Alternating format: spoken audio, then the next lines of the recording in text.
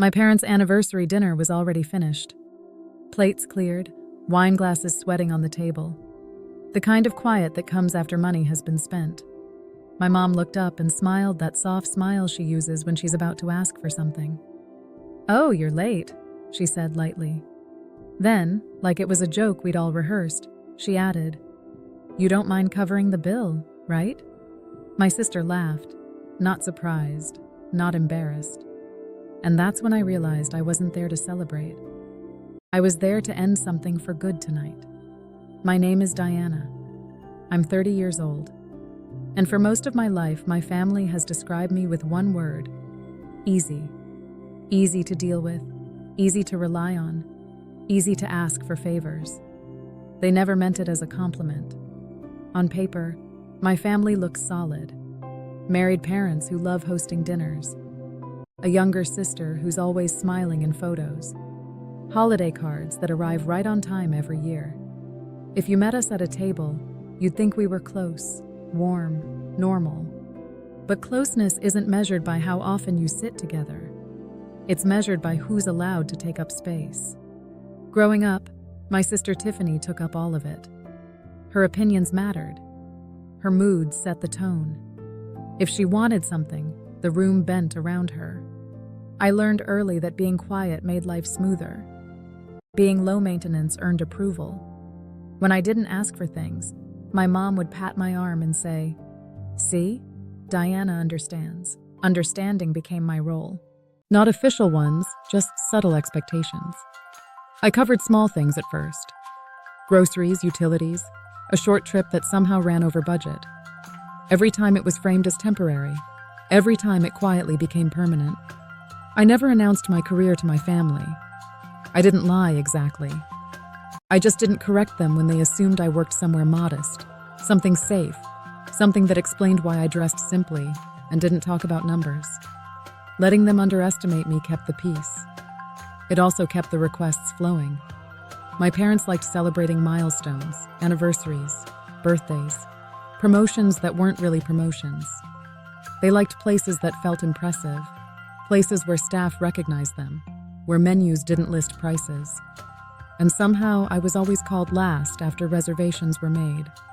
After decisions were final, I told myself it was coincidence, timing. That familiar lie you repeat until it feels like truth. The night of their anniversary, I arrived straight from work, tired but willing. I brought a small gift, thoughtful, personal, something that said I showed up even if I was late. But as I stood there looking at empty plates and relaxed smiles, I felt that old tightening in my chest, the one that whispered, "You already know how this ends." I watched my mother's eyes flick briefly to the check folder, watched my father lean back satisfied, watched my sister scroll on her phone completely unbothered. They weren't waiting for me to join them. They were waiting for me to perform. And for the first time, instead of shrinking into that familiar role, I wondered what would happen if I didn't play it anymore. I slid into the chair they'd left for me, the only one without a jacket draped over the back. The table still smelled like butter and wine, rich and finished. My mom reached for her water glass and sighed the way people do when a performance has wrapped successfully. "You should have been here earlier," she said, not accusing, just stating a fact. "The service was amazing." My dad nodded already, loosening his collar. "You missed the best part." Tiffany didn't even look up from her phone. "We saved you dessert," she said, then laughed softly. "Well, sort of." A server approached with the leather check folder and placed it neatly in the center of the table. No one touched it. No one needed to. It just sat there waiting for me. My mom tilted her head again. "You don't mind taking care of this, right? We figured since you're working so much lately." She let the sentence trail off like generosity was implied, like this was a shared understanding between adults. Tiffany finally looked up her eyes, flicking from the check to my face. "Relax," she said. "You're always good at handling stuff like this." Then she smiled, amused, still clueless as ever. That word landed harder than I expected. I glanced around the table.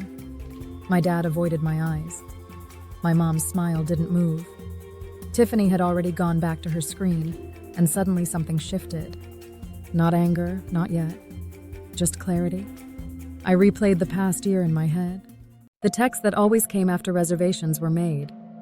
The way I was never asked what worked for me, only informed. I thought about how tonight's invite had come with no time, just a place. "We're already here," my mom had said. "Join us when you can." When you can. I looked at the plates again, completely clean. No crumbs, no hesitation. They hadn't been waiting for me to eat. They'd been waiting for me to arrive. I realized then that this wasn't about celebration or family or even money. It was about certainty. They were certain I would show up, certain I would pay, certain I wouldn't make it uncomfortable. That certainty had taken years to build, layer by layer.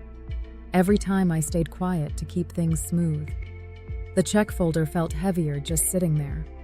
I reached for my glass, took a slow sip of water, and said nothing. I didn't argue. I didn't explain. I didn't defend myself because in that moment, I understood something I'd been avoiding for a long time. This wasn't a misunderstanding. This was a system. And systems don't break from conversations. They break when someone stops feeding them. I paid the bill that night. Not because I felt obligated and not because I was afraid. I paid because I needed one last clean data point, one final confirmation that I wasn't imagining the pattern. On the drive home, the city lights blurred past my windshield. My phone buzzed once. A text from my mom. "Thank you for handling that. We knew we could count on you." No heart emoji, no warmth, just relief, like a task had been completed. I set my keys down, kicked off my shoes, and opened my laptop. The screen glowed against the dark room, steady and honest. I didn't open my work files. I opened the folder I never liked touching, the one I'd been adding to for years without naming it out loud. Payments, bills, transfers, support. Each entry was small on its own, reasonable, defensible. Together, they told a very different story. I scrolled slowly. Dinner after dinner. Travel expenses, emergency loans that were never repaid, utilities I'd been covering without being asked anymore. It wasn't generosity. It was infrastructure. I leaned back in my chair and let the numbers settle. The total wasn't what shocked me. It was the timeline. How early it started, how quietly it grew, how naturally everyone adjusted their lives around it. Caleb came into the room holding 2 mugs of coffee. He didn't ask what I was doing. He never did. He just set one beside me and waited. "They didn't even pretend tonight," I said. He nodded. "They didn't have to." I told him what Tiffany had said. The laugh, the word clueless. Caleb's jaw tightened, but his voice stayed calm. That's what people say when they think you'll never stop. I stared at the screen again, at the lines that had once felt like kindness and now read like obligation. "This ends," I said, not angrily, clearly. Caleb didn't argue. He didn't cheer. He just asked one question. "Do you want to talk to someone before you do?" I already knew who. My attorney, the one who handled my financial boundaries, not my emotions. Not because I was done, because the plan was forming. I wasn't going to confront them. I wasn't going to announce anything, and I wasn't going to make it dramatic. I was going to stop participating. And the moment I did, I knew the collapse wouldn't be loud. It would be immediate. I didn't announce anything to my family. I didn't send a long message. I didn't hint. I let routine do what it always did. Carry them forward under the assumption that I would show up and clean up afterward. 2 weeks later, my mom texted me about dinner. Same restaurant, same tone, anniversary makeup. We should all be together. No question mark, no time, just a place. I said yes. When I arrived that night, nothing had changed. The lighting was warm. The hostess smiled like she remembered us. My parents were already seated. Tiffany was mid-story, waving her hands dramatically, while her boyfriend nodded like everything she said was fascinating. They didn't stop talking when I sat down. My mom reached for my arm briefly. "There you are," she said. We went ahead and ordered. "You know how long menus take?" I smiled. Not tight, not fake. Calm. Dinner unfolded the same way it always did. Plates rotated in and out. Bottles appeared without anyone asking about price. My dad laughed louder after his second drink. Tiffany checked her phone between bites, occasionally angling it just right for photos. No one asked what I wanted. I noticed everything. The way my mom leaned back satisfied. The way my dad didn't even glance at the menu. It was choreography perfectly rehearsed. Halfway through the meal, my mom said casually, "Oh, did you ever hear back about that other thing?" I knew what she meant. Another expense. Another assumption. Not yet, but the system had broken. And once that happens, nothing ever works the same again. The fallout didn't come all at once. It arrived in waves, short texts, missed calls, messages that started polite and ended sharp. I didn't respond to any of them. Not out of spite, out of certainty. Without my quiet support, things shifted fast. Dinners got smaller. Plans were suddenly postponed.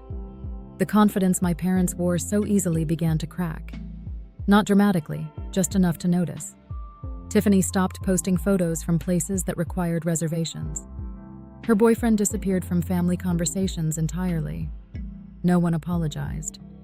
I didn't expect them to. What surprised me was how little guilt I felt. I had imagined this moment for years, thinking it would hurt more, that I would mourn something. Instead, I felt steady, like I'd finally set down a weight I'd been carrying without realizing how heavy it was. At home, life felt quieter in a good way. Caleb and I ate dinner without rushing. We talked about work, about plans that didn't involve anyone else's expectations. For the first time, my time felt like it belonged to me. I didn't cut my family off. I just stopped cushioning their lives. I stopped smoothing edges and paying over consequences. If they reached out, I answered honestly. If they asked for help, I said no without explaining. And something strange happened. The world didn't collapse. I didn't become cruel. I became clear. The restaurant incident faded into memory, but the lesson didn't. Boundaries aren't walls. They're doors you choose when to open. And once you close one that's been draining you for years, the silence on the other side isn't loneliness. It's peace. If you've ever been the one who always shows up, always pays, always fixes what no one else wants to face, I want you to hear this. You're not selfish for stopping. You're not cruel for choosing yourself. You're allowed to set boundaries even with family. If this story felt familiar, share your thoughts in the comments and subscribe so you don't miss the next.